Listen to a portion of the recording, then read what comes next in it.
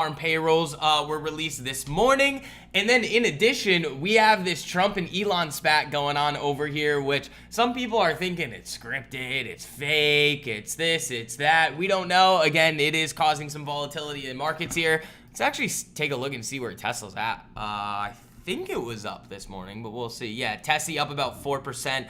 After just absolutely getting drilled yesterday. So coming back to that 200 EMA here.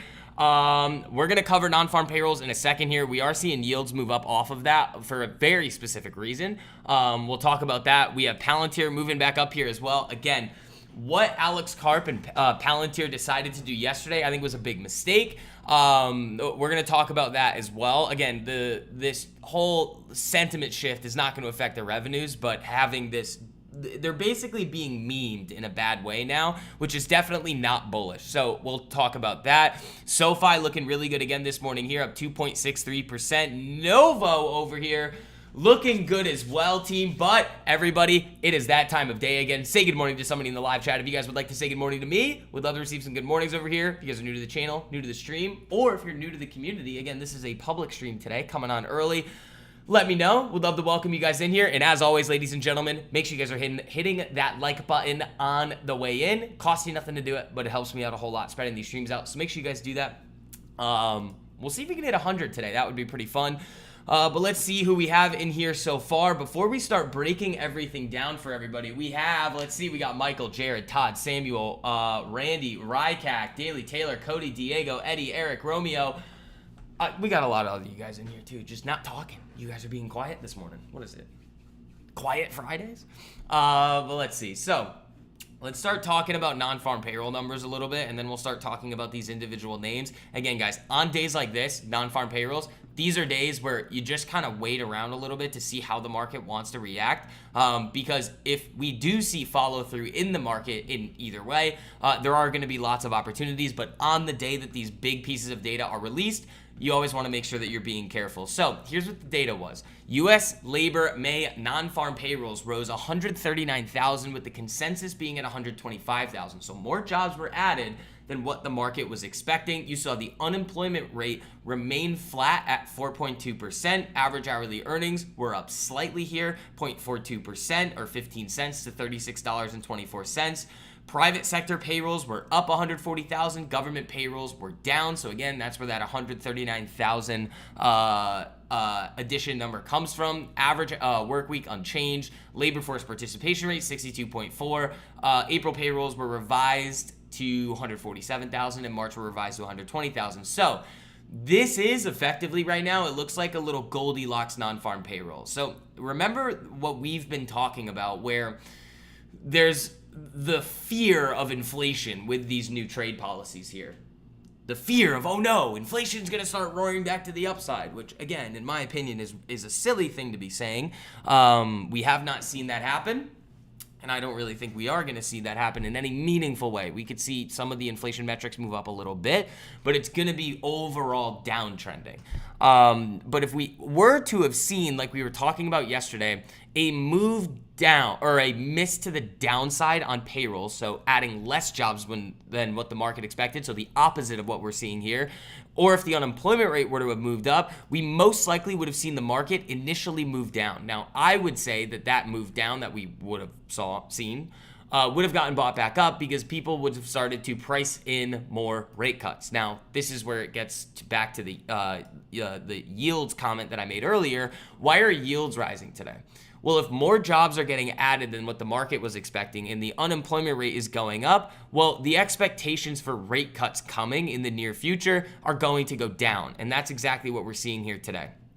When we look at the probabilities for rate cuts going into the end of this year, remember, yesterday we saw about a 28.8% probability of 3 rate cuts going into the end of the year. Now we're sitting at 20.9, and 2 rate cuts is getting a little bit more of a look here. We have 38% probability yesterday, 40% probability today. So we are seeing these move around a little bit.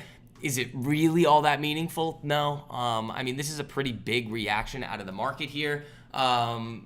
We'll see what happens. If we can get up through a couple of these levels here, we could end up seeing the market get going, but we'll see. So team, again, make sure You guys are hitting that like button on the way in. Costs you nothing to do it. Let's see who we got in here. Daniel, what's up, man? How you doing? Romeo, Dale. You should poll. Will Elon and Trump reconcile? I don't think so. People are saying like, I mean, I was thinking about it. It's like, well, if you wanted to get the bill stripped out, you wanted everybody else to be like, oh, release the Epstein files. This is what you would do, because I'm 99% sure everybody already knew that Trump was mentioned in the Epstein files. Like when they were talking about him before, like we did see like comments and things on Twitter that like Trump was mentioned a bunch of times. So I was like, what? My initial thought was like, didn't we already know this? Like, wasn't this already a thing that everybody knew? So I don't know. Who knows what's going to happen with that? It's still too early to tell. Novo looking solid this morning. That's going to be a good one for us. This is the most recent long-term idea that I've outlined for the Discord. Great move so far. I own this one at 62.55. It's at 74, so that one's nice. And I have some leaps on it. So those are going to be looking pretty solid this morning again here.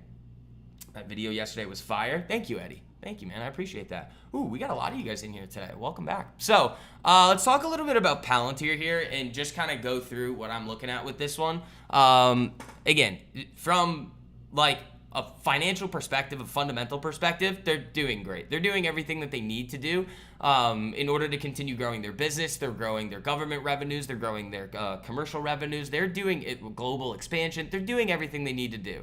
The problem is again, there's going to be a lot of people out there that are going to really have their judgment clouded, because we see this a lot in the market. Like people are going to be like, no, it's just going to keep going up forever. And even though it's got a crazy valuation, it's just going to keep going up. Okay, fair, maybe it does, but it's very hard to make the argument then that what's happening in the media in general right now is bullish for Palantir in the short term.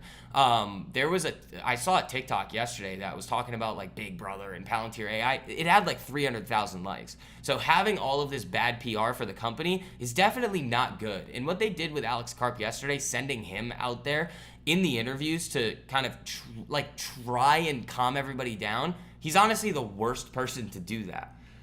Like if you're going to sit there and act cracked out and then basically just tell people that who like have no technical experience, don't follow the market, are just going to be like, oh, just go look at what the product is. And it's like, well, even if they did, they wouldn't understand it. So it really comes down to him having to know his audience. It's like you're not talking to market participants. You're not talking to people that are invested in the company, that know about the company. You're talking to the normies. The normies are not going to understand when you go on your tirades. They're going to look at you and be like, you seem crazy. So it's a bad PR move for them. So they're going to have to continue dealing with that. It is up 3.37% this morning here, but that is a risk in the short term that you have to deal with. SoFi over here looking very interesting. SoFi Technologies has around 11 million members and offers over, that's just random. The weekly chart on SoFi here is looking really good. We talked about this yesterday on the private and public streams here. This weekly chart is looking very, very filthy on SoFi as we get into the summer here, leading up into earnings in the beginning of August. This chart looks great.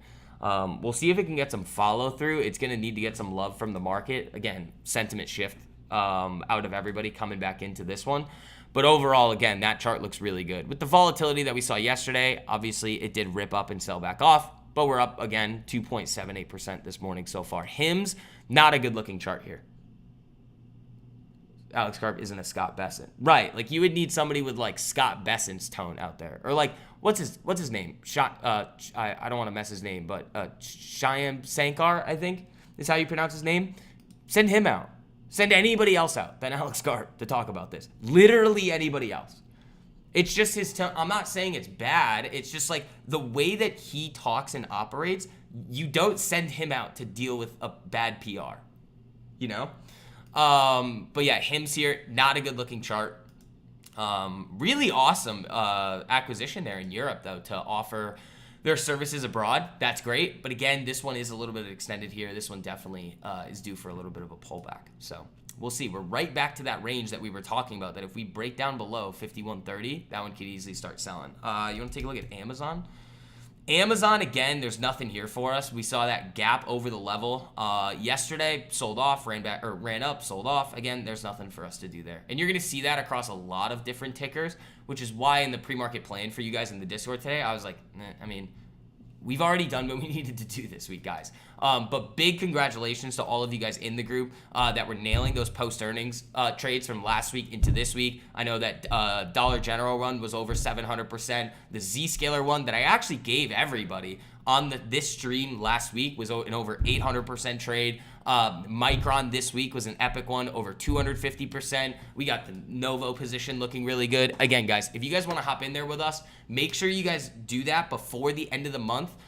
This is the last month to get 50% off your first 2 months to the group. It's literally only $1 a day to hop in. You get all the courses, you get all the private live streams, the pre-market plans, the full watch list of stocks and cryptos that are about to explode before they do. Pre-market plans, I think I said, macro research reports, single stock research reports, the weekly market research reports. Again, guys, there is no better place to come and learn how to take full advantage of what the market has to offer. And when this sale ends at the end of the month, it's going waitlist only. So we're closing it off to the public. If you guys want to hop in there, great. If not, you're going to miss it. So that link is at the top of the live chat. Use code June. We'll probably talk about it a couple more times throughout the stream here just so that you guys know and don't miss it. But you can ask anybody in the group what their thoughts are on it. I mean, you can click that link, go read the reviews. It's very, very highly reviewed for a reason. So let's see. Market's looking good.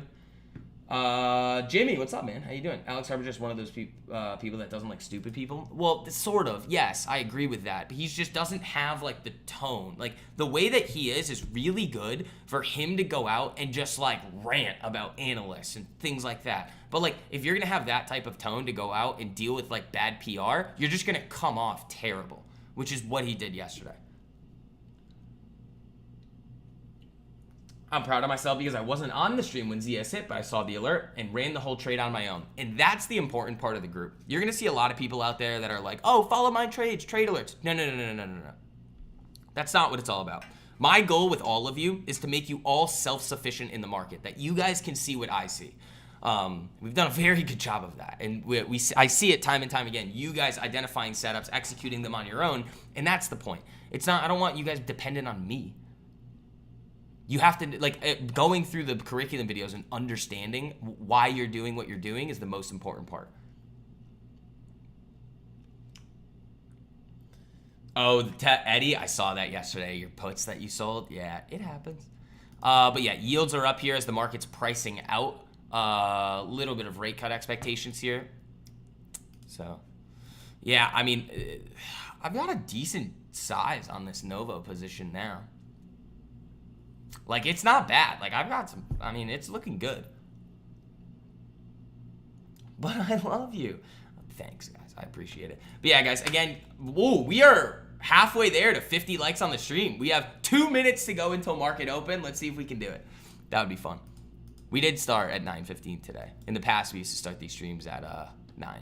But it's like a lot of the time, we're just kind of sitting around. I like the 9:15 start time. Tessie back up. There's no post earnings today too, so we're really just going to be watching the market to see kind of how the market reacts to this new non-farm payroll report, which I almost think the market wants rate cuts, so this could get sold into. Just saying, it could. You haven't broken really any crazy levels yet. You just kind of ran up back into the range. I'd be a little cautious going into the open here. Who knows? I could be wrong, but I was actually kind of hoping that we were going to see the unemployment rate go up a little bit, see payrolls a little bit lower, and then see that drop in the market and then have it get bought back up throughout the day. But the exact opposite could happen now because the market still wants rate cuts, and this is not a report that is going to speed that up. You know? Let's see. We got 1 minute to go until market open, ladies and gentlemen. Let's have a good day, huh? It's good. It's looking like we're going to have a pretty fun day so far. Let's see what happens with Novo. Again, that next level that we were talking about on this one was 73.82. We're gapping above it today, so that's good. Next spot on that, though, 77.74. If we get up to there in the near future, we could have some fun. Let's check in on my baby over here, AMD. This is actually potentially forming a setup here. The weekly looks good. Problem is this daily 200 EMA here. This is actually looking good for some longer dated PayPal long. Yeah, we talked about that one yesterday, Michael. Market's going to open in a second here, though. Hold on. Yeah, 2-1. All right, let's see what we got here. All right, Novo opens above 74. I like that. I want to see it hold. PayPal, though, we were talking about this one yesterday on this break. I think it was 73.20. So for longer dated on this, like August, September, maybe even actually going out to December there, this actually does look like a very strong chart that you could get involved in. Have something like the 82s, 85s, like that looks good. SoFi up nicely here, above 14. That's exactly what we want to see. Tessie up about 4%, gapping and then retesting that 200 EMA here. So that's going to be an important level today. Palantir is up, but selling now. Let's see here. Yeah, also, the whole point of these streams, guys, is for you guys to be able to ask questions. If you want me to look at a chart, let me know. If you have any questions about, ooh, we got a lot of alerts coming through here. What do we got? Yeah, Novo, that's the Novo alert. What does Airbnb look like? Oh, that's from here. If you guys have questions on anything, macro, investing, trading, anything, just ask. That's what I'm here for. That's why I do this, to be a resource for all of you. Let's see. I'd like to see Novo like really start going today. Have these options updated? You don't trust Tesla's price action today? I'm not going anywhere near Tesla. Like, no, literally nowhere near Tesla. The only thing that I would maybe do with it is sell puts and take advantage of the increased IV. That's it. But then again, you could see some more craziness coming out. Like yesterday would have been a decent day to like sell some puts on Tesla. But also remember, when I start saying I might sell puts on stuff, it's usually the time to buy it. So I was talking about Raw yesterday. What's Raw? Like the ticker? This bank? I could get the banking expert. I could call the banking expert. I haven't talked to him in a little bit. Ooh, I might be going on a trip with them. Yeah, I'm like good friends with like the banking expert in the country. Like always on CNBC. He doesn't go on anymore. He doesn't want to go, but very, very smart guy. Knows literally everything there is to know about every bank. Regionals, everything. Even niche banks. Like everything. It's crazy. RDW. Redwire? I mean, bullish chart there, but again, that's probably not one that I would want to get involved in, you know? Elf? So Elf was one that, again, Reaper, congratulations on this one. Member of the Discord, nailed this move for over that. So I outlined this one in here with this range. You grabbed the gap up, made positions free for earnings, held a little bit of the position going through earnings, and made 2,700% on that trade. Guys, I'm showing you guys this stuff every day. Like, it's not that hard to do. All right, are my Novos moving yet? Yeah, there we go. 88% right now on the Novos. Boom. That's what we like to see, guys. That's exactly what we want to see on those. If this thing gets going a little today, we might be in for some 100% Novos. Less trades, more profits, 100%, David. More ankles. All right. All right. Apple. Let me take a look at Apple. Nah, I don't like that. A little rangy there. Novo moving. There we go. You guys see Lulu got murdered on earnings? So again, maybe I guess they weren't sandbagging. So you're right back down to that area where I was thinking about buying it. So I would give this a little bit here, but this is still one that I might be interested in the future. Cat, hold on. Oh, we got one here. There we go.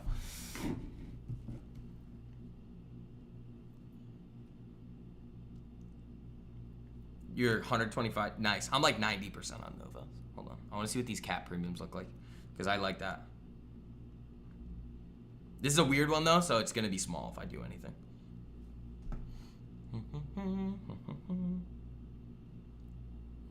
It's a bit far.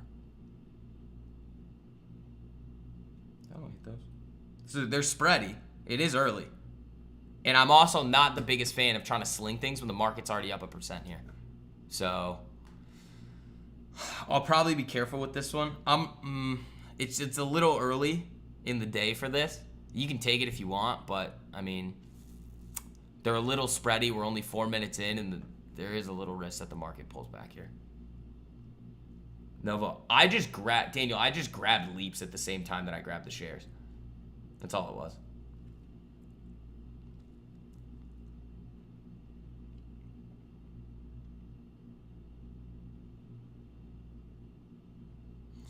Like, I really like this chart. Actually, well, I actually could go further out on this. One's earnings. Yeah.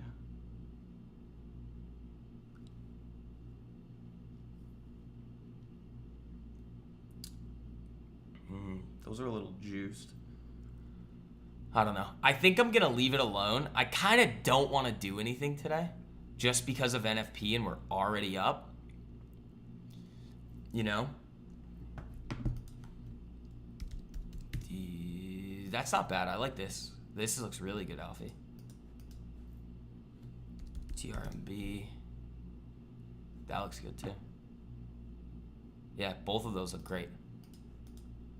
Yeah, I think I'm going to leave Cat alone. It was one from the watch list a while ago that we've just been watching for. It looks good. I just, on an NFP day like this, after the volatility we saw in the great week that we've had, I mean, I could small size it and go for something. But I just, oh, they tightened up the spreads a little there. Okay. I mean, I could see if I could steal something. If I can steal it, I'd be okay.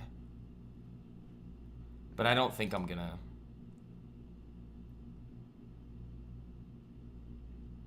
Man, they're not letting me steal.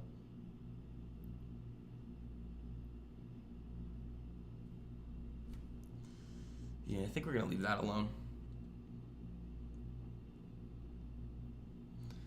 Wait for next week. Looks great, though. Great setup. Again, the context of the market here is a bit iffy.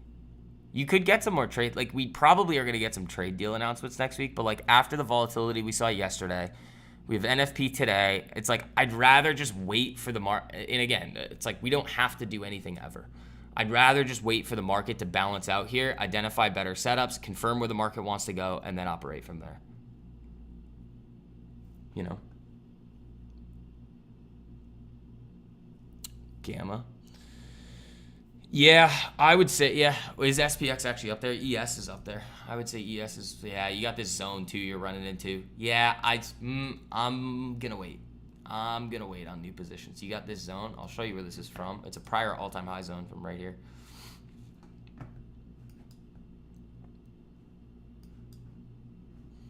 Break, chop, sells through, test, sells through, retest. Now you're back up to it.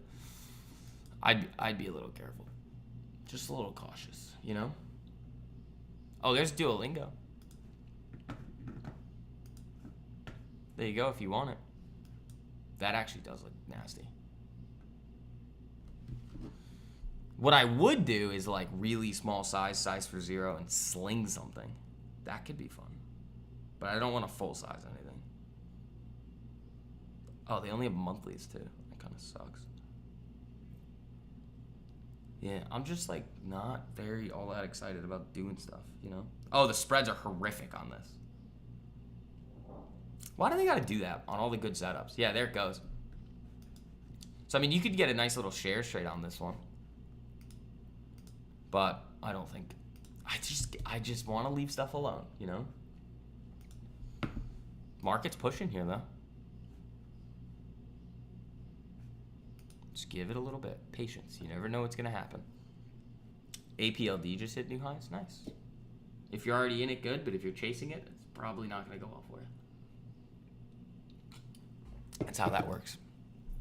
It's like the number one thing that if you want to have better performance in the market, that if you just don't chase, you're going to be so much better off. Mara, is Bitcoin moving?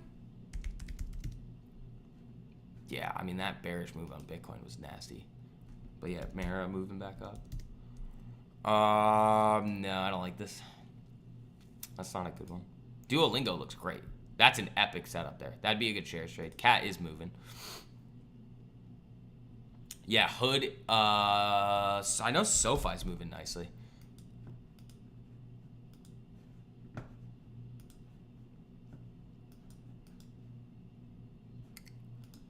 Novo looks great. I mean, I'm still, like, with this note, I'm still up nicely today. I don't have to do anything ever, especially after the week that we've had. My Novos are 91% now. That's great. That's awesome. Let's see. Ooh, we're 12 likes away from 50. Thank you, guys. I appreciate it. Yeah, there goes Cat. So if anybody did grab that one, that's looking good so far. Tesla. Guys, don't just, like, say ticker. Just, like, say something about it, you know? Just like, what do you want me to say? We talked about this one. Like, Tesla. What about it? You're just hanging around the 200 DMA here after the drop. I personally don't like Tesla. I will never own this one. Just because it's just like the way that people talk about it is strange to me. They're like, oh, it's not a car company. Yes, it is. If 75% of your revenues come from vehicle sales, you're a car company. The car sales are enabling them to do everything else that they want to do. So it's like, well, the main thing is going to be vehicle sales that you got to track, and those are moving down significantly. So I don't know. It's just not for me. Will I trade it? Absolutely. I love trading Tesla. That's where like a lot of the big multi-1,000% trades for the group come from. Tesla. It's a cult. It is a cult. Same thing with like Palantir now. It's like, okay. Which is fine. Market's pushing up nicely into the zone. Where's Cat? Is Cat still moving? Yeah, nice. I would assume Duolingo is still looking good too. Yeah, that looks good.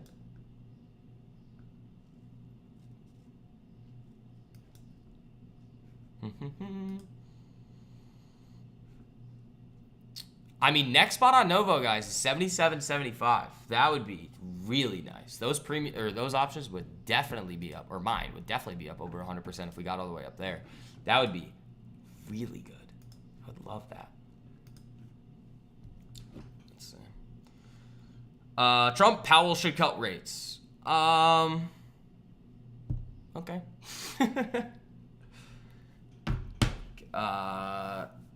Gamma exposure is up now. Yeah, I can see that. It's moving up into the zone. See, you're just flying right into the zone here. But then in terms of, oh, here comes Novo. There we go. CVS looking decent. We've had some dirty trades on CVS, but isn't there some other stuff going on with it? It looks good. It's all right. I'll throw an alert on it just to have it, but I mean, I would give that like a B- in terms of our setups.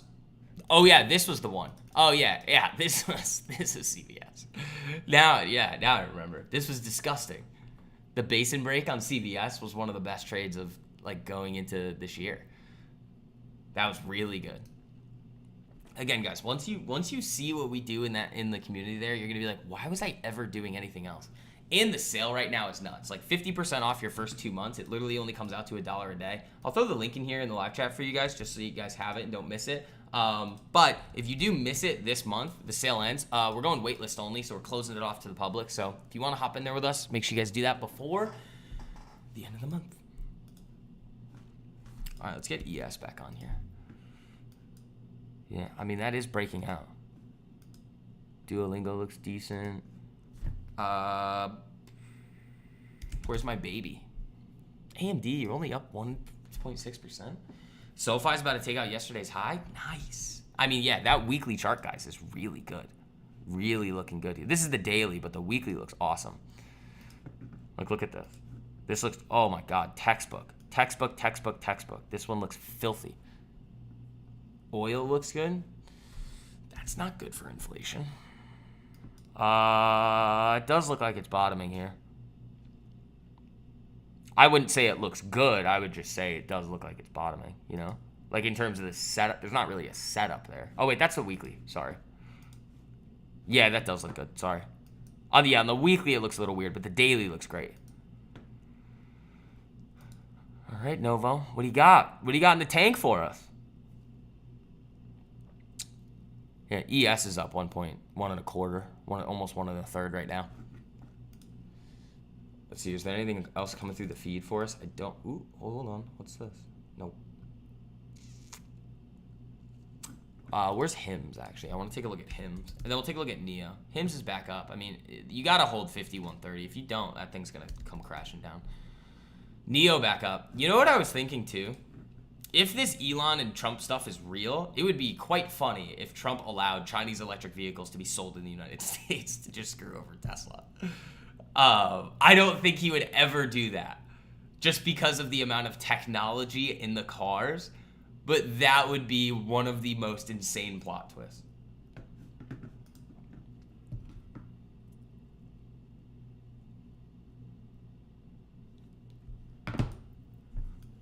Little tinfoil hat there for you. Yeah, yields are up. I'm not really the biggest fan of that. Yeah, market's up. This is going to set ourselves up for some really good setups going into next week, guys. So, again, those of you guys hopping into the group, you have all weekend to go through the course curriculum videos to make sure that you understand what we're doing. It's going to take you 2 seconds. Like, I could explain what we do to a 4-year-old, and they'd start crushing it in the market. That's why everybody's able to have so much success. It's simple. Keep it simple.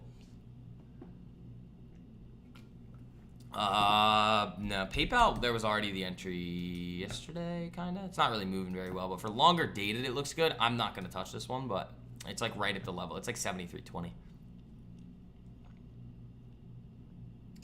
JetBlue. No, I don't like that. Where's CCL? Did I end up? I mean, yeah, you are getting the shares trade on CCL would have been the better move than the options because this is screaming up to that 24.56 area there. I love how Novo looks. Guys, this is just a no-brainer. I still think it's wildly undervalued even at 74.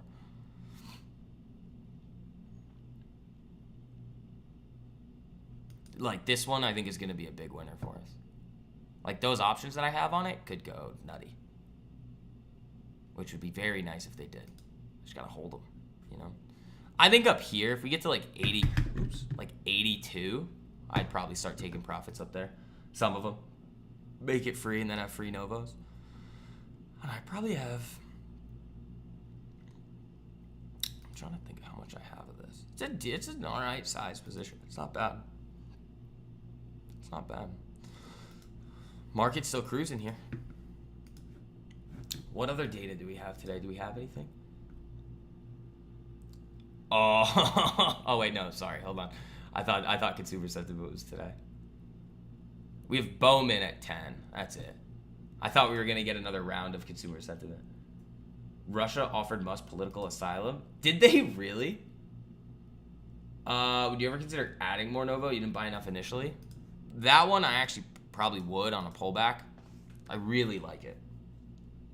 To me, it's a no-brainer. But yeah, once you guys hop into the group too, you guys can read the full research report on it. Once you go through that, you'll understand why I was like, it literally makes no sense not to buy this thing in the low 60s. Now it's at 74.42. Great move up so far. Garrett, not sure why you're in SoFi calls there, but for you.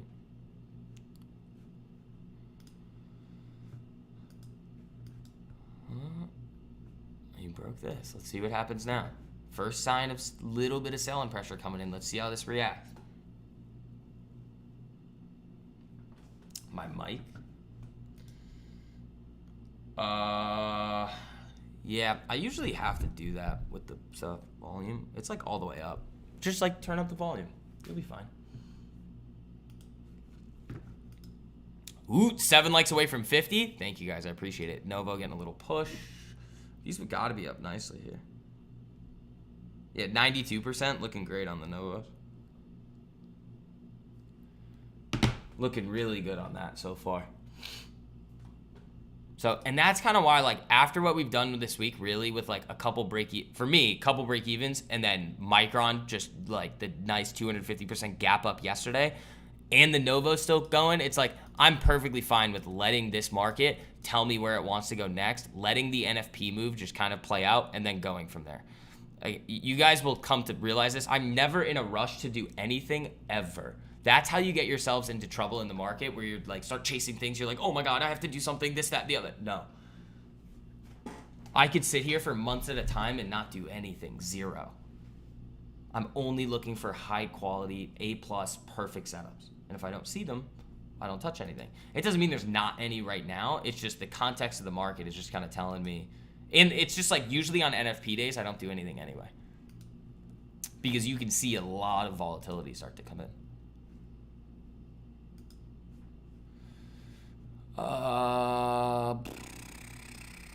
Where's NVIDIA today? I know it broke yesterday. Is it coming back up? Yep. NVIDIA actually could give us a setup next week.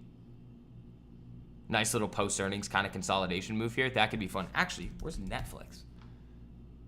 Yeah, that one actually broke out. And then Microsoft was another interesting one. Yeah, so Microsoft here, guys. Again, this would have been a really great shares trader if you held the options on this move that I gave you above 462.63. Great work. You're speaking like a veteran. Thanks, Jimmy. I've only been doing this for, what, 12 years? I know I look young, guys, but I've been doing this forever.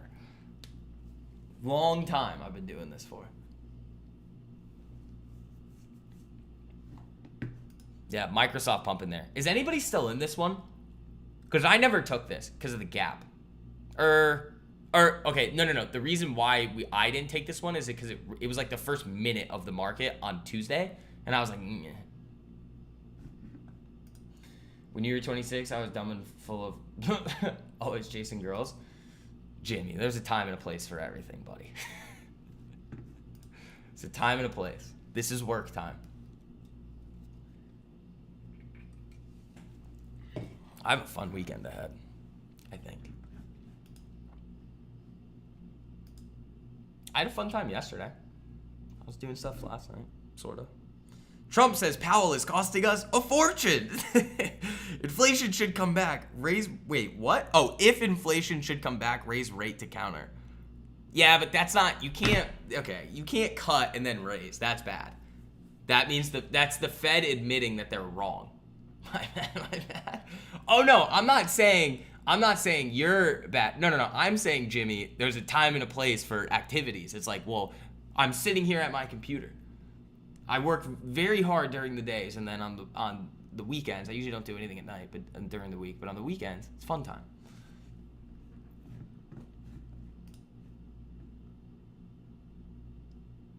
You're in Microsoft 470 call as well, but weekly. Sold it midweek. Yeah, it was a good one. That's why you guys have seen me getting a lot more time on a lot of these.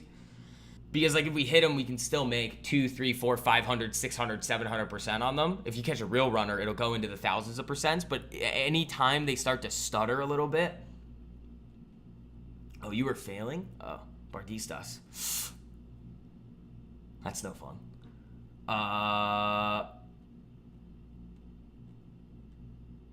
What was I saying? Oh, but yeah, even if the trades they don't start to play out right away, what are they going to be down? 10%? Okay, whatever. The other thing that you guys got to realize too is, like, to me, the outcome of one individual trade is completely meaningless. I don't care at all. Why? Why wouldn't I care? Well, think about it. If any of the losers that I'm going to have are going to be down maybe 10%, at most 20%, unless there's a wild gap against me, which very rarely happens, and the winners are going to be 150, 200, 500%, I can take as many trades as I want. I don't care. As long as they're high probability setups, I know what the outcome is going to be over time. Bull looks good. I have the alerts on that one as it starts to drive deep. It's bouncing a little. I want this thing to get down below 10, and then I'll start looking at it. Novo looks great. Market kind of stuttering a little bit here. What else are we looking at? Tessie? We could pull Tessie back up. I think it's just hanging around the 200. Yeah. I mean, I wouldn't do anything with this. Okay, I'll tell you guys right now, if you guys decide to touch any options on the Tesla option chain right now, quit trading. Don't trade anymore. Literally go do anything else with your life. You're not built for this. These types of moves bring on incredible amounts of implied volatility. You are going to massively overpay for any options that you would buy on either side of the chain. Don't touch that. That's sticking your hand on a hot stove and hoping you don't get burned. Do not do that. If anything, if you're going to do anything on Tesla, this is a selling options environment with that increased IV.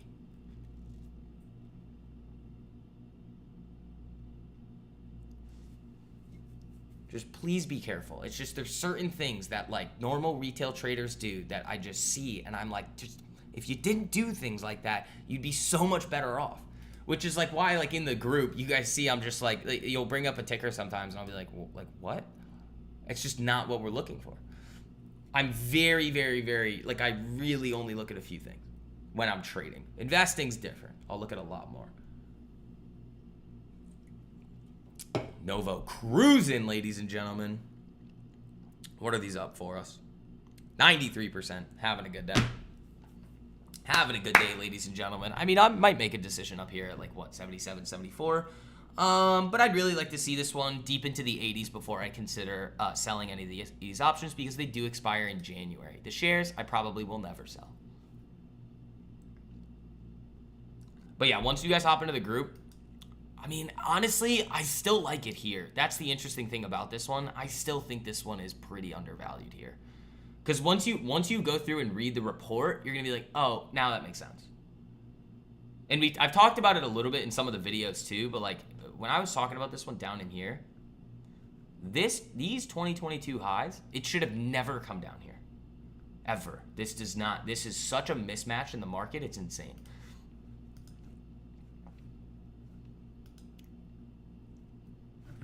That could be the top for the day there. We'll see though. AMD's been making some new acquisitions too. Again, I still own a big chunk of that with an average of $11.39. Thank you very much. Thoughts on Uber? Let's actually take a look at Uber.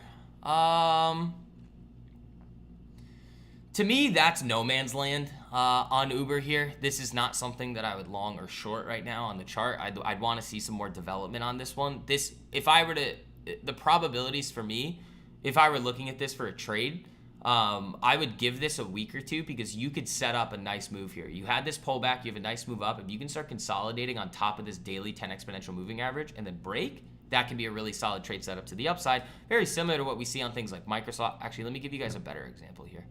Micron was a good one. Actually, where's Micron today? Oh! Anybody still in Micron?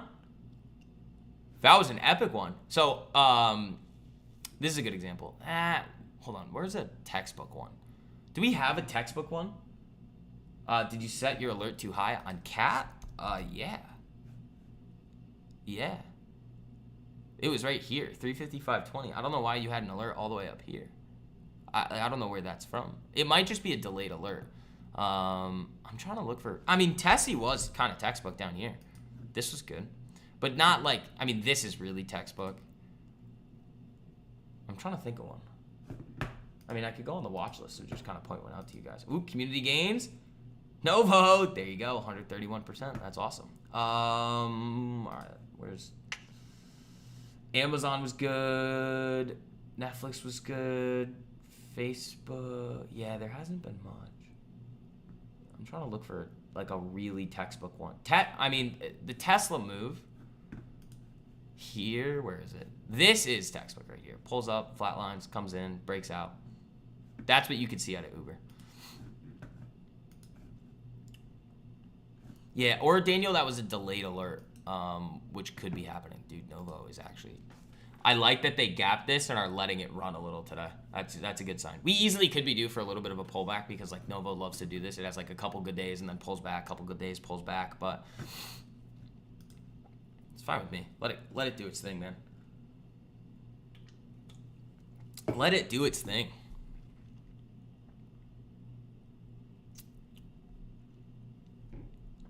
Yeah, really good week in the market, guys. Really good week. Congratulations to all of you guys in the group nailing those post-earnings trades. I know the Dollar General one was over 700% for you guys. The Zscaler one was over 800%. Daniel, congratulations. Micron, I mean, I was up 250. So this was a really good one. So we got it on this break right here, 99.70. Held it for 2 days. Then we got this gap up above the first take profit area here. Ended up selling half of the position at open here. Then we ran up and hit the second target, sold a little bit more of it, and then once you crack down below the day low, which was around like 106.15 here, I just sold the rest of it, took the money and ran. So, great move there though. ServiceNow on the weekly chart. ServiceNow, I believe, has earnings coming up, doesn't it? No. I like this though. This is one that we're watching. 1037, I like that break. I like that break a lot. That's a good one. Yeah, and again, we're going to go longer today, guys, too, because usually, like, on the weekdays, remember, the public streams are all, I start them at 10:30, so we're going to go longer today. Novo. Dude, if this thing can get above 75 today, damn, I'd be thrilled with that. 94% on the Novos, man. Disney? Do you do Spaces on X or Twitter? I used to. Hold Hold on, let me take a look at Disney quick. I used to. Disney, look, again, we've talked about this a lot. It does look good. I just don't think it's going to get the burst that it needs. I used to. I did a lot of the Wolf Spaces. Those were fun. A lot of times, though, with, like, Twitter Spaces, like, I don't know. It's just kind of a waste of time. They're good. I think they're great. There's really only a couple people that I really like hearing from. Jag, I really like. Jag's a good guy. David Nikoski, always got some good insight. 150% on your Novo. Let's go. There you go, man. Again, guys. So for those of you guys that still need to hop into the group there, use code June. Get 50% off your first 2 months. It's literally only $1 a day. Absolute no-brainer to hop in at this point. But yeah, at the end of this month, though, it's going to be closed off to the public. Waitlist only. No more discounts, and that's it.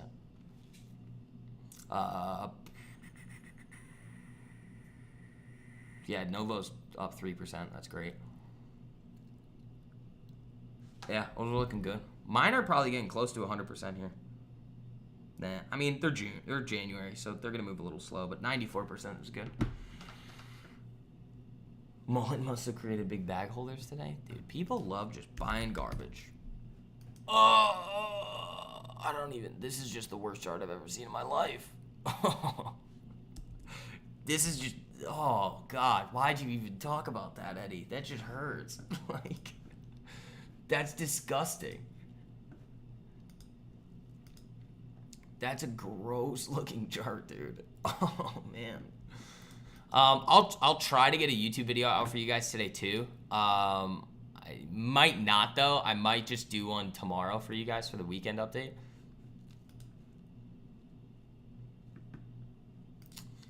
Yeah, Novo is sneaking up to 75. It just hit 74.90 when it got tapped. Now, watch out on this market here. On SPX, you're still right in the zone. See? Boom. Taps the top of the zone, comes right back down. See? Wells Fargo. The banks do look... from what when I was looking at them, they do... no man's land. When you see these types of crazy candles, you leave charts like that alone. For a while.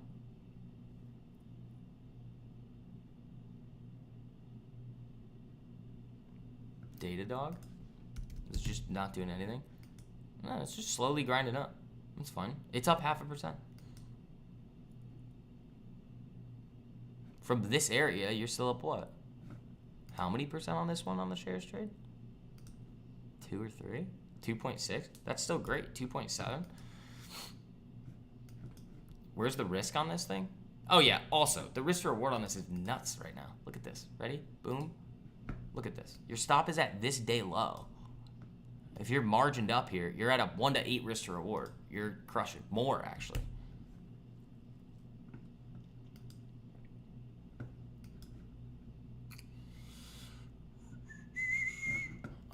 I wish we could talk a little bit more macro today, but I think we've kind of done everything we need to do on the macro side.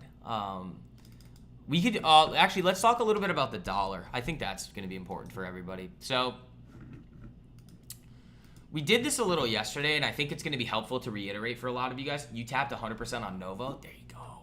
Yeah, mine aren't quite there yet, but you guys, I don't think anybody has the long. Oh, mine are now 97%. They just snapped a little. But yeah, for those of you guys that weren't here yesterday, this is going to be helpful for you guys. This move in the dollar is very, very, very important to the downside. It's showing you that global investors, foreign investors, have flown out of U.S. markets in the first quarter and also sort of the second quarter here of 2025. You saw from one of those former Bank of Japan policymakers that he believes that they're not really going to be selling that much of their U.S. holdings because, again, there is no alternative to investing in the U.S. right now. This year, again, just from a supply and demand perspective, emerging markets have outperformed the S&P. So on that side, sure. I mean, emerging markets have been good this year, but we front ran it with like a lot of other ones. We were in Koru. Remember that one? South Korea, this trade. Where was that trade actually? Where's not? Why is it 62? Oh, it's reverse split maybe? Yeah, I don't know this one anymore. It might have been this move, September 24, because I did top ticket by like 2 pennies. That was really nasty. But yeah, you can see these charts, guys, go like even like all year long have just been ripping. So at some point, that money is going to flow back in. But what a lot of people are going to say is like, oh, if the dollar continues moving down, that's bullish for equities. And it's not, because the context of the move down in the dollar is dollar weakness versus other currencies. And just thinking about supply and demand, it means there's less demand for dollars, potentially even more supply, as people sell U.S. assets and then to repatriate that money back to their domestic markets. So at some point, that money's going to flow back into U.S. markets, and you're going to see the dollar move up, and that's actually going to be bullish for equity. So the context is key. Philip Morris consolidating. Dude, this might have been one of the best ones that I've given to you guys, just because of the fact that it's like a value name, and it ripped. Who's still holding Philip Morris from when I gave it to you guys? Let's see. This is probably like one of the best like parts of the community, is when I have like my like 5 to 10 great ideas a year, you get something like this. So Philip Morris right here was when I gave this to you guys at 95 back in last April. Now you're up what? Didn't care about the market sell-off at all. You're up 89% with 1, 2, 3, 4 dividend payments. I think it was yielding 4 when we looked at this. I was like, this is a no-brainer with Zane and everything out. Like, that one was an absolutely epic one. There's been so many of these. And then obviously the trades go nuts all the time. You gotta be patient. Like, I say this in the course videos where it's like, you're gonna have times in the market where you make more money in a short period of time than you ever thought possible. The trap that you can't fall into is thinking that that's gonna happen every single week, because that's not what the market is. Your job in the market is to be able to execute those opportunities and identify them and say, okay, this is where we put our foot to the floor and hammer things and ride trades out and make sure that we're fully capitalizing on them. But the most important part is realizing the times in the market where you're like, okay, this doesn't make a whole lot of sense to be doing things. That's when you can preserve the capital that you've made and then continue to grow your account when those opportunities form again. People will talk about trading and be like, I'm how to make $1,000 a day. It's like, shut up. Trading's not a fixed income instrument. You want fixed income, go buy bonds. Seriously, but nobody is going to have enough money to go make a meaningful amount of, well, maybe 1 or 2 of you will have enough money to go make a meaningful amount of money by buying treasuries. That cutoff is, let's say, 2 million. You'll make 95 grand a year. Cool. You got 2 million to throw into treasuries? No. Okay. So then stop thinking about trading as a fixed income instrument. That's how you lose all your money. Favorite dividend stock? It's Philip Morris, man. I wouldn't buy it now, though. I liked it a lot at 95 when I gave it to everybody. Oh no, there is one. Novo's getting a little push there. It was Philip Morris. Was my favorite one. And that's the thing. It's like, I think people are gonna Jeff, like the way that I operate in the market, in my opinion, is the right way to do it. But it's not gonna be like you'll hear me talk about it sometimes, and you'll be like, why? Like, but I want to do something now, and it's like, well, there will be certain opportunities in the market that I will then exploit and take advantage of. Like, not every month, like, am I going to look at something and be like, oh, this is a good opportunity. Like, personally, I think dollar cost averaging into individual names is stupid. I think it's a really dumb thing to do. Because if you like a stock at a certain price or value, and you look at the 3-pillared approach that I look at, where it's like macro, fundamentals, and the chart, it would make no sense ever to then just start slowly dripping money in. You would have certain levels that you like the stock at that you would then buy at and say, okay, I'm going to hammer it here. If it ends up forming another certain situation where it makes sense to buy again, then you buy it.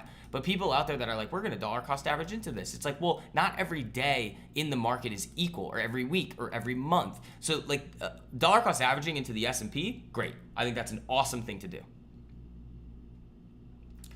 But when people are like, we're going to dollar cost average into individual names, it's like, why are you, like, what are you doing? Like why are you operating in the market like buying up and down? I just don't understand that. It's just not. I think there's a more efficient way to operate at the market. That's kind of what I'm saying here.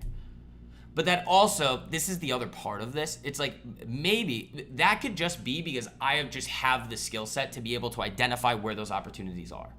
And that's what I share with you guys. Like Novo down in here, Philip Morris at 95, Palantir at 15, Hood in the teens, SoFi at 655. Like those are the examples of that where like, well, if we like it down here at low levels, we buy it there. There's no reason to continue buying it up because you have the opportunity to buy it low, you know? Hims is a good example too. It's like if I like it, if I like Hims here and somebody's like dollar cost average into it, well, I like it at 31. I don't like it at 55, you know? Buying Target yet? No, this is one that we were kind of looking at for a little bit. That was a potential idea, but I didn't like the numbers that I was seeing on it, so I'm leaving that one alone. Are my Novos up over 100% yet? It's got to be close. 98.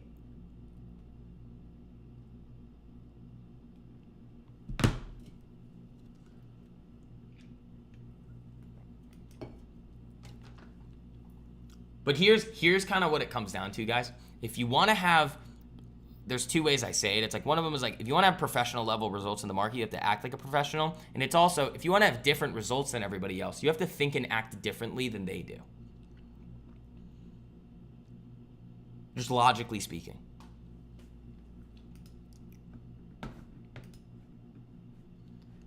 Like you want a dollar cost average into the S&P. The reason why, guys, you dollar cost average into the S&P is if you don't have the skill set to be able to identify like good opportunities, which I would say is good for 99% of people. Just buy the market, diversify from like I don't know, 70% or 65% S&P, 35% QQQ, throw some divvies in there and call it a day. And you're probably going to do okay. You know? It's when people try to get too cute with it or too smart with it is when they get into problems. Which you could also try and make the argument that like that's what I do, but it's not though, because it's I'm looking at the big picture. It's like a top-down approach. It's like, okay, well, if the global landscape makes sense, if things are mismatching from a big picture perspective, then I'll start looking closer. If the fundamentals make sense, which is where kind of you see those mismatches, okay, then I look at it a little closer, and then we look at the chart. So it's tying in everything that we do in the market to one specific thing. Do you like to buy the full position up front? Sort of. I just still, if you like a stock in a certain area, value, the way that the chart looks, that's the time to buy it. Because again, as we see time and time again, so like when you're looking at the market, what you're doing is you're accounting for a large set of variables. Right? So let's say there's 10 of them. Novo's about to hit 75. If you then, like a month later, let's say that you want to buy more of a certain stock, it's like, well, now all the variables are changed. Maybe some of them are better for you. Maybe some of them are worse. But you have to do the same type of analysis again.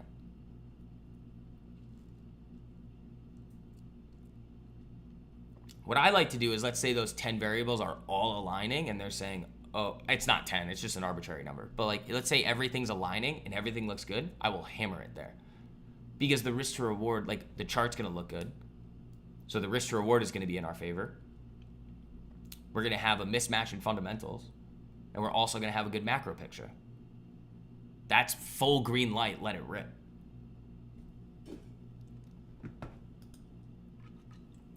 Yeah, Novo's hunting it there. I like that. But again, you can see this zone too on the S&P. Like this has been perfect on SPX here today. This has been a perfect zone for us.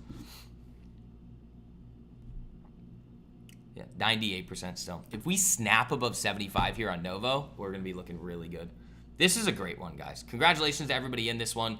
Congratulations to everybody that's been in the group, that has taken that right step forward to learn these skills and operate in the market with a level of like professionalism that is very rare in this space. You guys are really, really starting to see the benefits here. It's awesome to see your guys' growth. It's epic. I mean, that's why I'm giving you guys these sales. It's like hop in, take, there we go, Novo.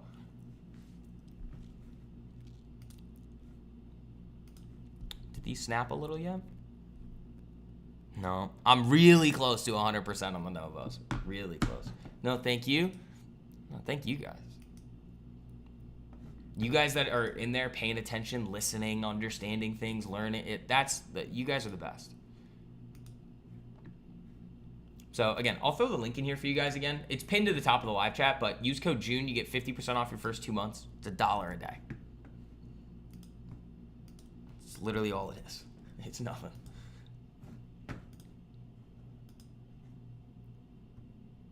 I want to give you guys another one of those Papa John's trades, the 5,000 percenter. That would be fun. Novo, come on. Let's get snappy. 99%, 99.5. So close. Google trade? Why are you in a Google trade? This is the other thing I want to work on with you guys too. Stop doing random stuff. Do you guys see me ever do random stuff? No. I look at the same thing over and over again. Ooh! We're over 50 likes, guys. Thank you. I appreciate that. Keep smacking that like button on your way in. If you guys haven't yet, make sure you guys do. Helps out a whole lot around here. Yeah, market's looking good. Right, you are rejecting the zone here, which makes sense. If you aren't in the group, you're really missing out. Thanks, Daily Taylor. I agree. I agree.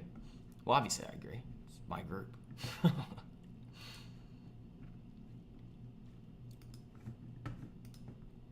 Yeah, it's very, very highly reviewed for a reason. It's simple too. Like people be like, "Oh, I don't have enough time for it." It's like, no, that's the point. The point of this is so that you don't have to sit here staring at the market all day long. Once you see it, you can't unsee it. What else do we want to look at? How's Lulu doing today? Murder central on this thing. Jeez. Novo back down, but honestly, I couldn't be happier with how this position has started. Could not be happier. You got through this level here, the 73.80 something that we were talking about. You cruised up through 75. Next stop is 77.74 at 82.66. I might consider taking some profits off, but I really want to see this thing go up to the 200 EMA on the daily, and we'll kind of make our decisions from there. I really would like to just continue holding this thing because, I mean, I think this is a big winner. Tesla, I would not touch it with a 10-foot pole. Just like, one, I wasn't really all that excited about Tesla anyway. Like, their vehicle sales are getting like slaughtered in Europe. Like, you have all of this like nonsense going on with Elon and Trump. It's just like, could it be a decent buying opportunity? Sure, it can. And Tesla's probably going to continue to do well over the long run. It's just Tesla isn't one that I want to add to my portfolio anyway. And also, when you see these increased levels of volatility here, you're going to see so many people make such like, I hate to say it this way, but like such stupid decisions with their own hard-earned money. And like, I can sit here all day long and be like, guys, you probably don't want to be buying options on Tesla right now because the IV is probably through the roof and you're going to overpay and the contracts aren't going to move. They're going to decay and you're going to lose all your money. It's like, okay, sometimes you got to learn that for yourself. Hanging on to the 200 EMA here, I do like. I think the only thing that I would consider on Tesla is selling some puts on it. I think that could be an interesting trade to take advantage of that increased premium.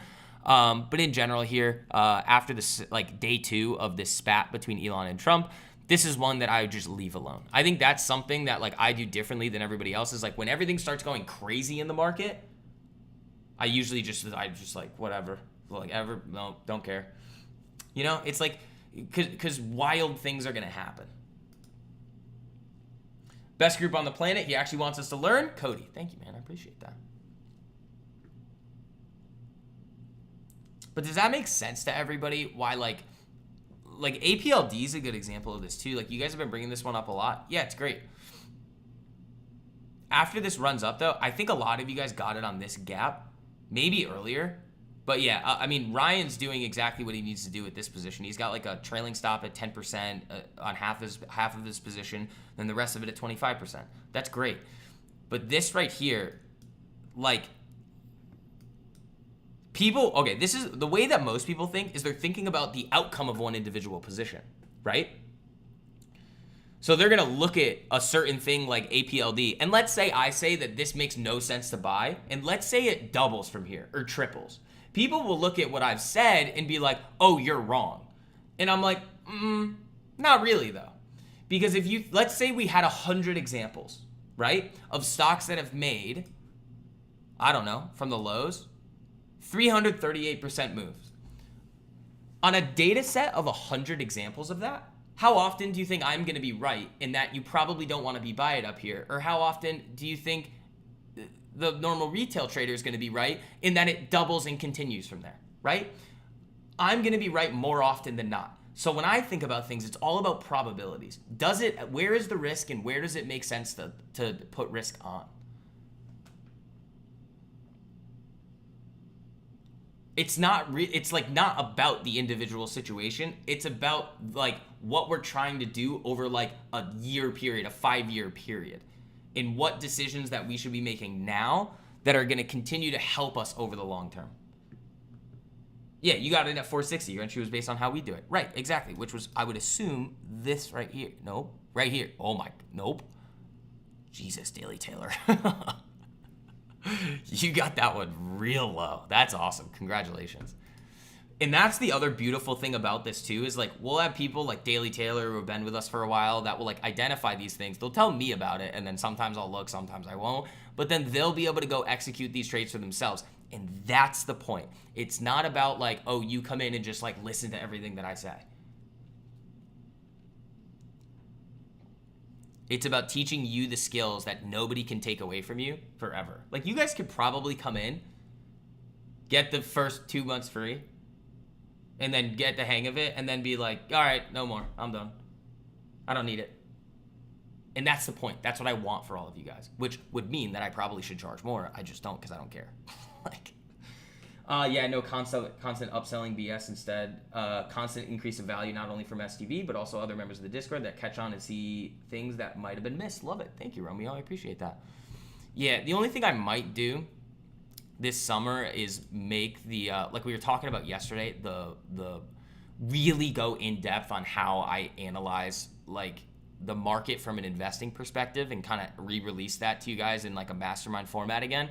But that would be the only thing that would be in addition. But you guys can get enough of like the information that like I look at and the way that I do things from like the private streams every single day and like what we do on these streams and in the YouTube videos.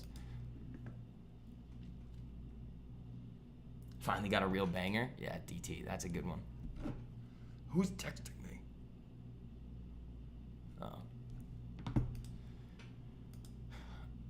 Yeah. Oh, you guys don't even know about the volatility zones either. Oh, all right. We haven't even talked about those.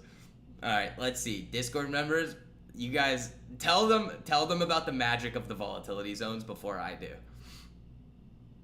I think this is where the lizard stuff came from, where you guys were calling me a lizard. Well, it might have been the swings, but I think it was the volatility zones. We haven't even talked about those. There haven't been many. I mean, it's been a weird like couple of weeks here, but when I identify volatility zones, it's time to listen. There was actually one right here.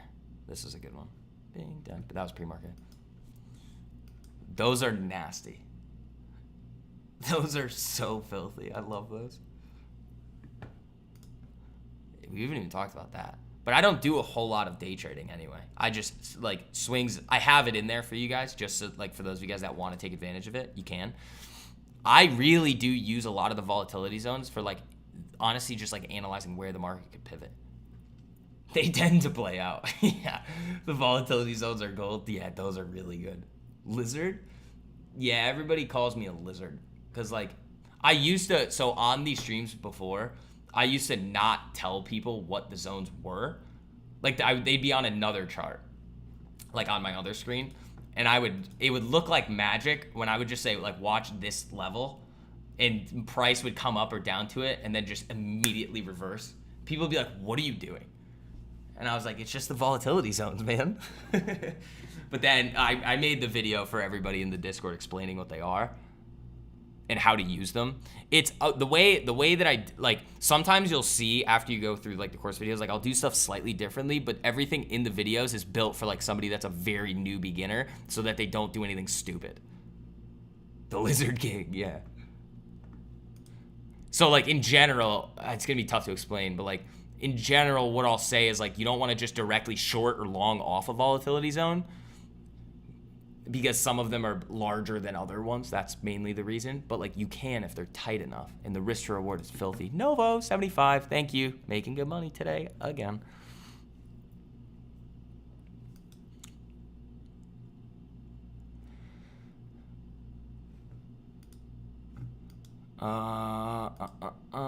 Yeah, you're just still rejecting the zone on SPX.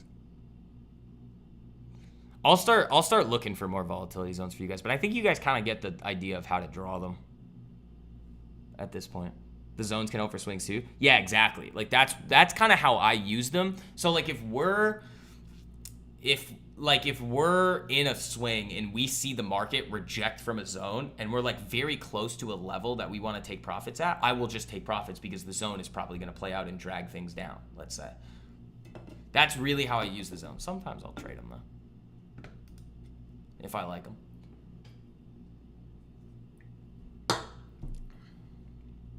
Yeah, the zones are good. That's like the last video in the day trading course. The Swing Kings course is the one that you guys all want to focus in on though when you hop in. In the options video, if you're new to options, the options videos in the day trading course. So that, and then go right into Swing Kings. Hims is up. I mean, that's good. It's chopping around. I just, again, this is if you break 51.30, I think it dies.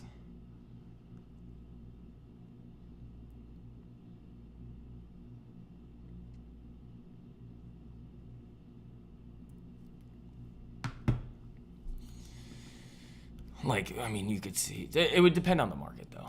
Like, the market's still looking pretty good here. You are, though. Like, SPX is running up to that zone. Right here. Ping. Almost a perfect rejection of the top side of the zone. Almost. I can't be perfect every time, guys. I can be pretty close.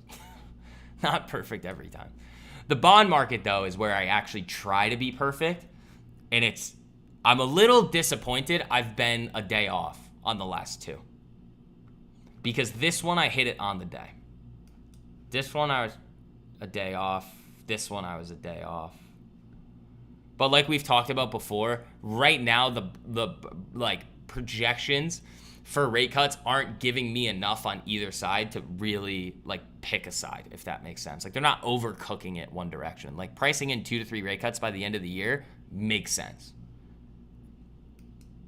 If they start pricing in 7 or 0 or a hike, that's when we start looking a little bit closer there for those signs of a move the other way off of data. But right now, there's nothing to do in the bond market. SoFi taking up today? Yeah, SoFi's looking real good. Real good. The weekly chart on SoFi looks phenomenal. I want to have the opportunity to buy this thing off the 200 EMA, but I don't think they're going to give it to me. Novo, is that new highs? Close. Are these over 100% yet? Please. Please. No. No. No. Not yet. 99, 96. They're right there.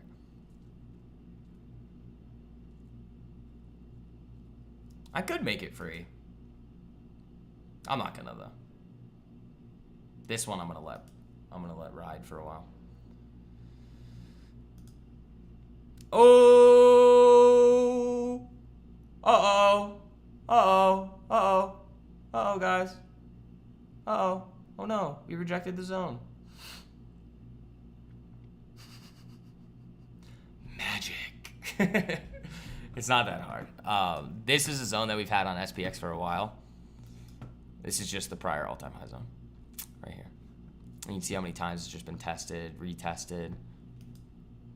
Oh no. Perfect rejection of the zone. Magic.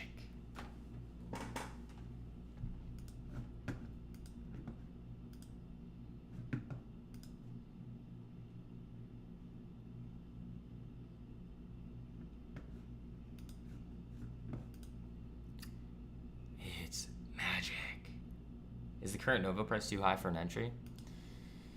I honestly would say no. But again, I gave this one to the Discord at 62.55. So you are getting a bad entry on it, just relatively. I think if you get a pullback back to the 10 EMA, I think that's when you can buy it. I wouldn't touch it here. Like, it looks good, but I think it could, I don't know. I mean, yeah, I love this thing. I think it's still wildly undervalued. But when you, like, where I buy usually is at these bases. I'm rarely ever buying on these moves up, you know? If you're comfortable with it, go for it. I think this one's going to be a big winner over the next 5 years. And I think it's at a good spot. Oh no, guys. What happened? Oh, we rejected the zone that I was outlining for you guys this morning? No way. No way we did that. Guys, I'm telling you, this is the group there. Once you guys see everything we do in there, you can't unsee it. You're like, oh, that's how simple it is? Yes. Stop overcomplicating it, please. Please. Save yourself some money. Novo's pulling back on that now. And do you guys see now why I was saying I don't really want to touch anything today? This is why. NFP days are weird. Like, very strange. You can see moves up like we did. Like, let's think about like that other one that we were looking at, Cat, this morning that hit the alert. Where is this now? Oh, right back down. See? Where was the other one? Duolingo that we looked at, that was pretty decent. That's probably right back down. See? Now, remember how we've been talking about probabilities? This is not magic. This is experience and saying, okay, what is the next most likely thing to happen out of the market? If it's more likely than not that we see a pullback, well, then it doesn't make sense for me to take on new swings. So then I won't. And I will just sit here and wait. Because running up into this zone, the market being up the way that it was, seeing the job growth is good, and having the unemployment rate not move is good, but the market wants rate cuts. So if we're going to see that initial reaction there, it's the exact opposite of what we were outlining in the videos and in the stream yesterday, where you could have a sell-off and then it pulls back up, but you could also see this move back to the upside that gets sold into. Which, this isn't that big of a pullback from the highs. It's just, I don't want to enter new swings when the market could easily do something like this. I'd rather wait. You know? They could still send this thing way higher today. And I will still say, no, NFP is a little weird. I don't really want to be in these. Because then again, because if we were following the system, we would have to have been in those trades before. And I just don't want to sit there and wait out all that volatility. Why? I can just wait for next week.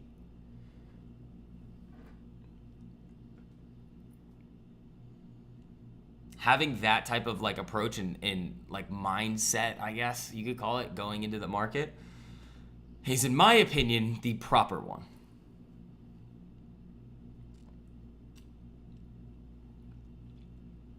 Because it's going to save you a lot of money. And capital preservation is really what I focus a lot on. Like, yeah, it's fun. Giving you guys like the 1,000%ers is great. But if you don't keep the money, it's meaningless. So, again, if you guys are enjoying the stream too, make sure you guys hit that like button. Costs you nothing to do it. Helps me out a whole lot. If you guys do want to join the group, again, and get all of these streams at Market Open every single day, the link is at the top of the live chat. Use code JUNE. That'll give you 50% off your first 2 months. It literally only comes out to $1 a day for your first 2 months. You're not paying it up front. It's just $1 a day, $29 to hop in. And you get access to everything. No restricted access.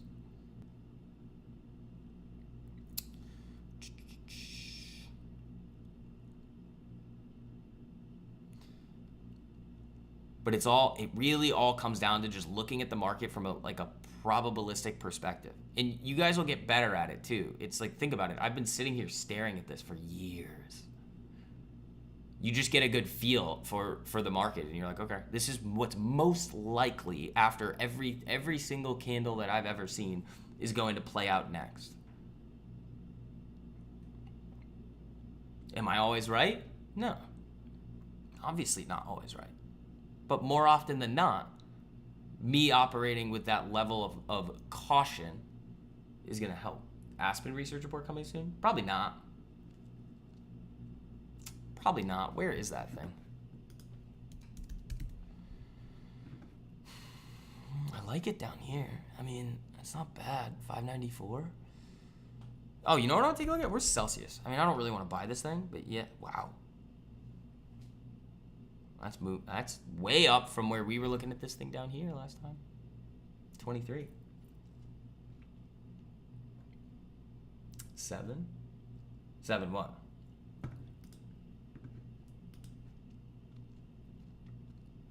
Novo pulling back now. It's fine.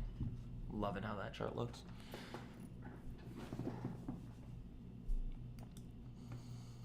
Yeah, I'm probably not going to go for Aspen. I'd like to find another opportunity, but I would need the market to pull back a little bit in order to kind of like sift through and see what I like.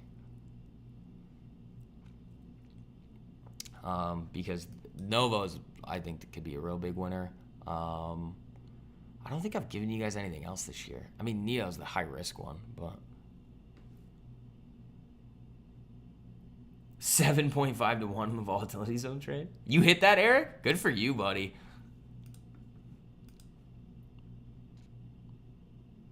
Did you just short the top of the zone? Dude. So yeah, you can get different entries on those zones, but yeah, that's filthy. Oh, Novo. Novo, what are you doing? It's fine. This can do whatever it wants here. Pretty beaten down. Yeah, it is. I'd have to look at their numbers, look at everything else. Pfizer. I think we have an alert on this thing. I like 2367 on Pfizer. I like that.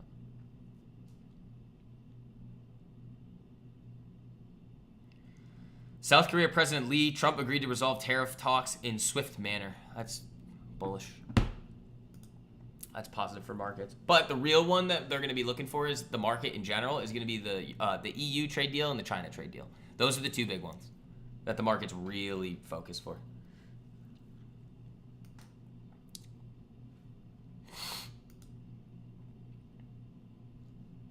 Also, the one thing I don't want to see out of you guys is if I write one of these research reports up, you guys buy short-dated options on my long-dated ideas. Oh, please don't do that. You guys are going to make my brain bleed.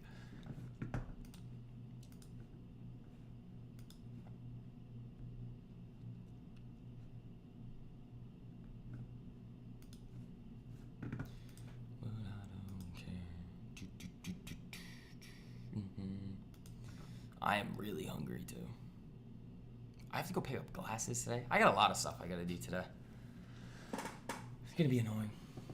Daily Taylor, have a great weekend, man. Yeah, so guys, the watch list will be out on Sunday for everybody. So for those of you guys that are hopping in, watch lists come out on Sunday. Sometimes I get them out at noon, sometimes it's a little later, and then the research reports usually come out in the evenings. The reports will be back this week.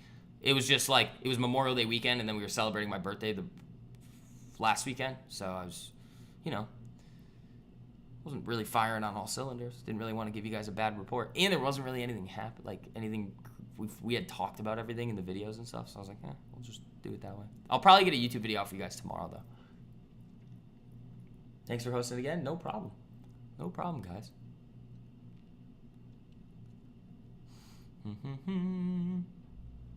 I don't like how yields are moving. That's kind of my one thing where I'm like, where's Bitcoin today, actually? It's back up. I mean, you did get this setup, that push down. You did tap that, too, so that would have been first TP if you were short Bitcoin.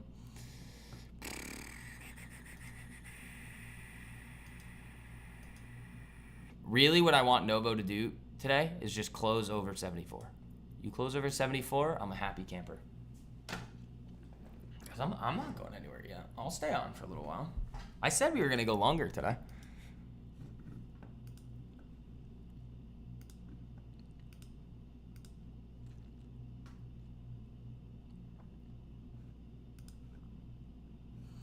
It's 5 o'clock somewhere. I got Jimmy Buffett stuck in my head. I think it's the warm weather. It's got to be the warm weather. Also, I am so sore from... I have so many bruises now, guys, from starting back up my jiu-jitsu again. It came back quick, which was nice. It feels good. But I'm just constantly bruised.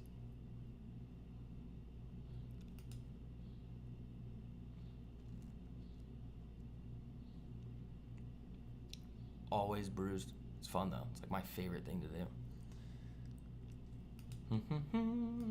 Elbow pushing back up. That's good. It's hot in here, man. Why is it so hot? I like it. It's nice.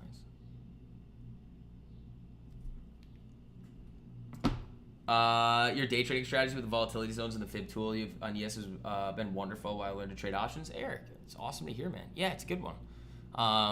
The fib one is really good. That one just like is just rinse and repeat over time. That's a good one. The volatility zones are epic. I mean, everything's good. I don't give you guys stuff just for my health. I also don't change anything. You'll see a lot of people be like changing their stuff all the time. It's like, no. Why would I change what doesn't work? Microvast? What's the ticker? What's the ticker on that?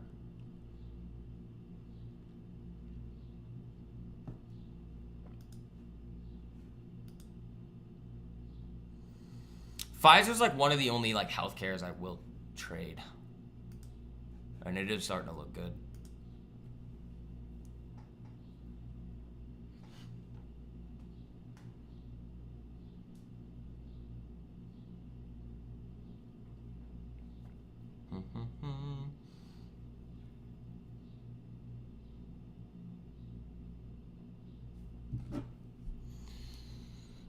I like doing nothing on days like this. It's fun. You just sit here, you do nothing. 92% still on the Novos. Looking good, man. Can't ask for anything more than that.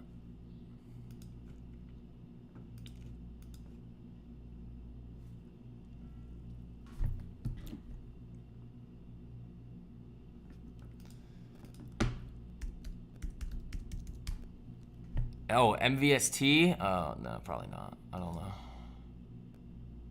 It's had some nice movement this year. It's probably not one that I'm interested in. Not one that I really keep on the radar. Batteries? What about ENVX? Speaking of batteries, where's this thing? 820. Ooh, guys. How long do you think you'll hold a stock like Novo? Forever.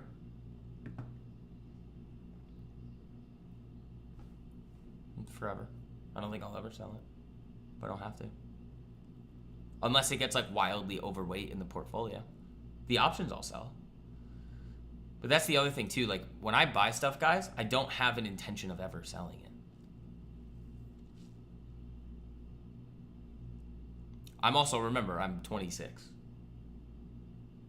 My investment thesis and time horizon is going to be a lot different than a lot of you guys. Even with AMD though, I own that at 1139. I was selling a little bit last year on that one just because it was getting so great. Like I was up like, I don't know, what is that, 1,500%, 1,700% on shares? It's crazy. Make my basis 0, sell a couple blocks, be done.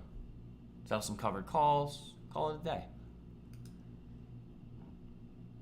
I mean, unless something drastically changes, then I'll make a decision, but with like Novo or any of these other ones, but when I'm buying, I usually don't have the intent of selling them.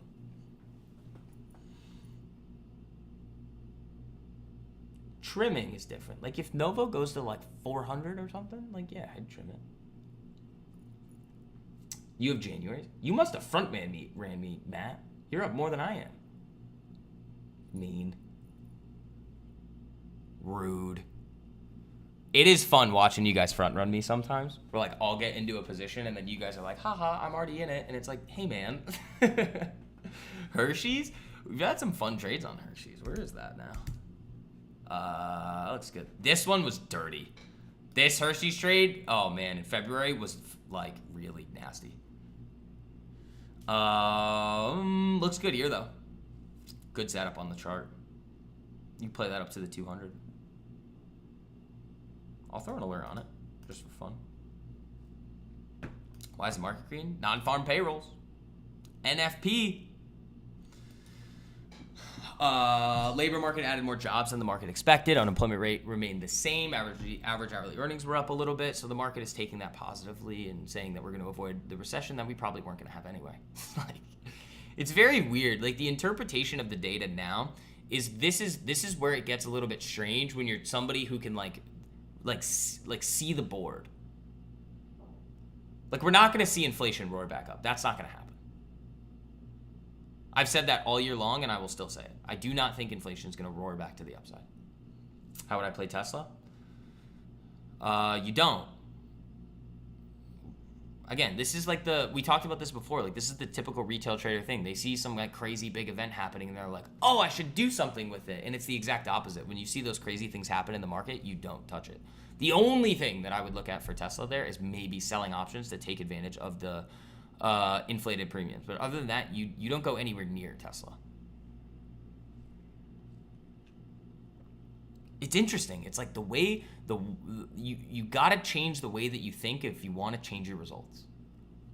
Like, I bet everybody's looking at Tesla today and it's like, oh my God, I gotta do something. Buy it, sell it, buy option. No, I could care less about what Tesla's doing right now. I don't care. Let it do its thing. When Tesla gives us another A+ setup, I will tell you guys, and we can go make multi-thousands of % on it. But until then, we leave Tesla alone. From a longer term perspective, I still think it'll do okay. I just think there's going to be better opportunities out there in the market to put my money into.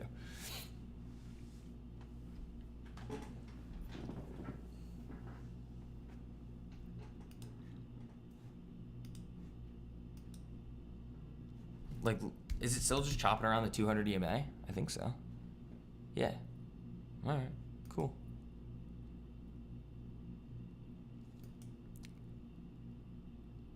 Because like even like in a normal scenario, I don't even really want to own Tesla anyway. You know, LNG, that could be an interesting one. Cheniere, that's a good setup. The energy names though with the setups get funky. It's like healthcare. I typically stay away from them, but that does look good. We can throw an alert on that just for fun. SHW, is that Sherwin-Williams? Yeah. It's okay. Reminds me of Micron. But again, not every ticker is created equal. Like something like Micron, if it breaks out, more people are going to be watching it. So then that behavioral finance that we talked about here, like seeing things break out, more people are watching it, more buying volume comes in. That can happen more often on something like a Micron than it can on a Sherwin-Williams. But both of those look decent, Taylor. Good eye. You're looking at the right stuff. And that's step one. Being able to identify the setup, that's step one. But I know you know what you're doing.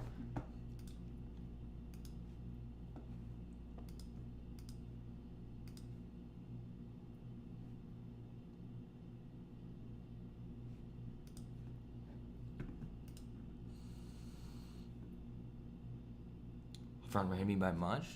No, but you might have slung it more than I did. What do you have? I have the 95s. Which are up 92% right now. Oh, I know why. I scaled into them. That's why.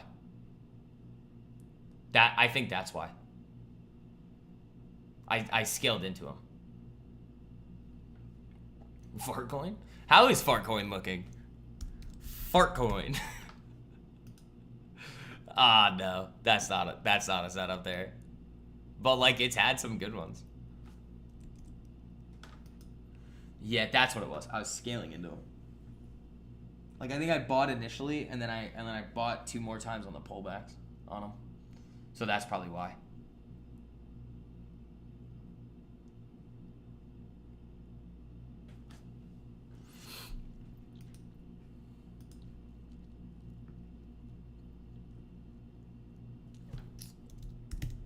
Magic.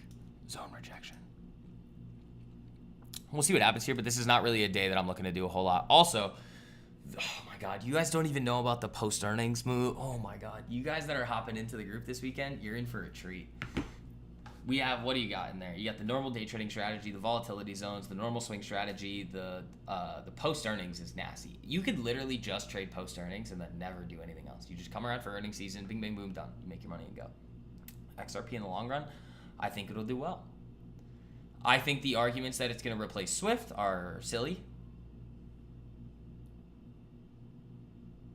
I don't see that happening.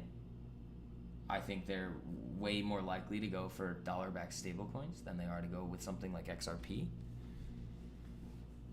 And you also have to think about, like, the banks are making a decent amount of money from these, like, cross-border transactions here. So, like, why would they give that up, you know?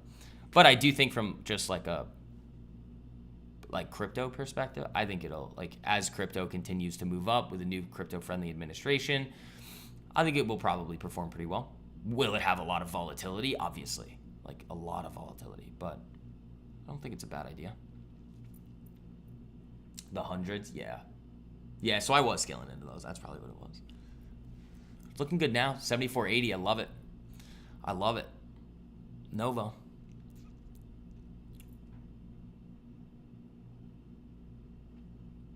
Let's see. Happy Friday, everybody. Hopefully you guys have a good weekend. You got some fun stuff planned. I know I got I got a birthday thing tomorrow. That'll be fun. Not for me, for other people. We have a lot of birthday stuff. And then the next, like, 2 months, I'm all over the place. We're going to people's lake houses. We got beach houses to go to. It'll be a lot of fun. Summertime is great around here.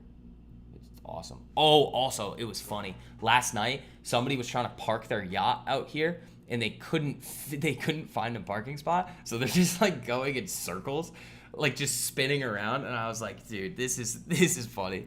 I was just sitting here, just, like, waiting. And I was like, looked outside. I was like, what's going on here? TYL, what's this? Yeah, it's a little wonky, but I do see what you're seeing there. There's a lot of, like, potential kind of maybe iffy setups out there, but again, I'm just looking for perfect at the end of the day. Skyworks would be fun. Ooh, I like it. Yeah, we never got that breakout on Skyworks. I really wanted this one up to the 200. That actually could form a great setup for us next week. If this thing continues to flatline here for a couple more days, this could be a fun one. Or you get something like Meta and it just runs away from us here. Where, like, this was one going into this week on the watch list where I wanted it to flatline for a couple more days and then it just ripped your face off. So I wasn't able to get this one, but if you did, I mean, this was the level that you were looking for, 653.26.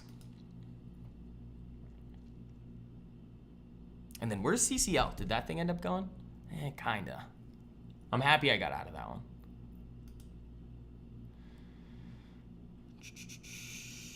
Fun day, though, guys.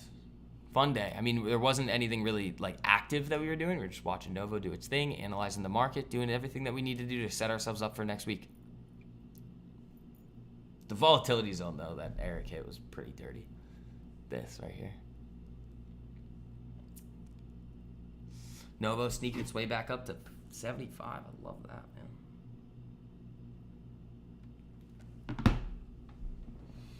Oh my God, the people were asking me to go to the playground last night and tonight, and I don't want to go. I'm gonna have to just tell them, like, I don't want to go there anymore. Monaco? No, dude, I don't live in Monaco. I live in Boston. I love Boston, though. I think Boston's the best city in the country. I think New York City is awful. I think New York City is the worst city in the world. I think it's terrible.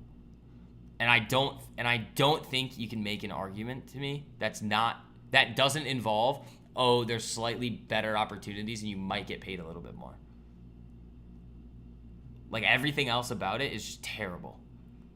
It's dirty, smelly, it's gross. Did I mention it's dirty and smelly? Like, I hate New York City, man. Pats fan? I'm the worst luck ever at Pats games. You thought I lived in Miami? My old apartment kind of did look like the view kind of looked like Brickell with that view. This one, I mean, it's just water in the boat. Which I like this view actually better than my old one. Yeah, I'm really bad luck at Pats games.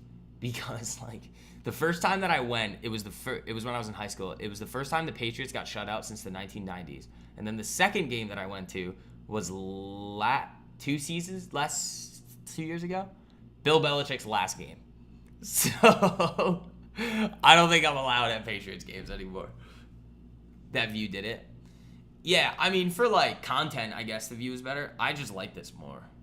This is way bigger. Better building. I have a pool. Better gym.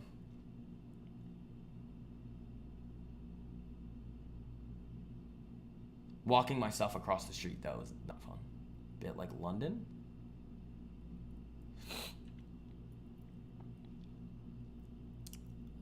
New York might be. I don't know. Dude, my friends are moving to New York City, and I'm like, dude, I'm not coming. Maybe a couple times. But, like, I've done, like, all right, I'll put it this way. I've done New York the way, like, I would say we typically do Boston, in the sense where it's, like, where everybody normally goes out that's, like, my age or stuff like that. I've done that stuff, which is fun. I've also done New York in, like, you're really ripping it. Like Polo Bar, Nebula. Like, I've done all that stuff too.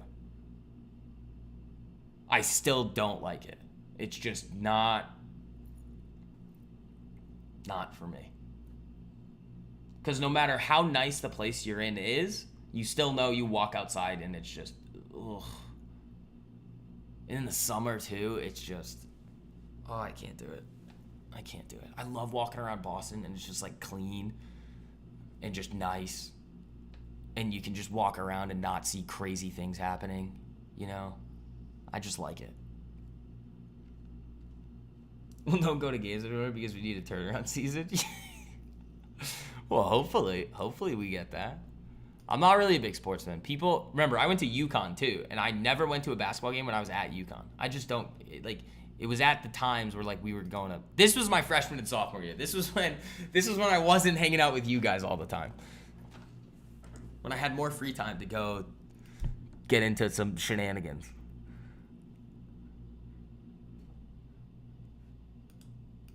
I was like, I just don't care. I don't know why I would. I don't know. Maybe I'm weird. Probably. I sit here and talk to you guys about the stock market all day long. That does make me a little strange, I think.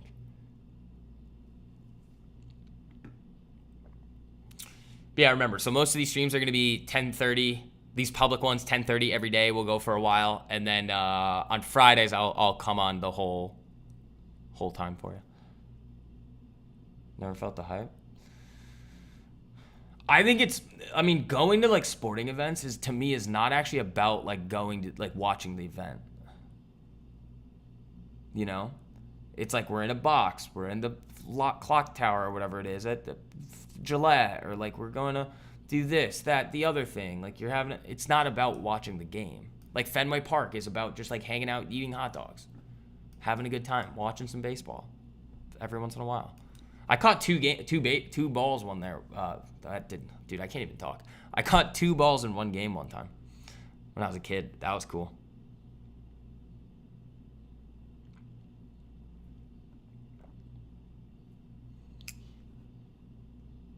We were on the third baseline, and it was, damn, just got him. I still have them. Not here, but I do have them somewhere. Cat's Deli is awesome. Yeah, I mean, the food's great. The food's great in New York. But it's like, is it really worth it? Going there, living there? I don't know. I'm not a fan.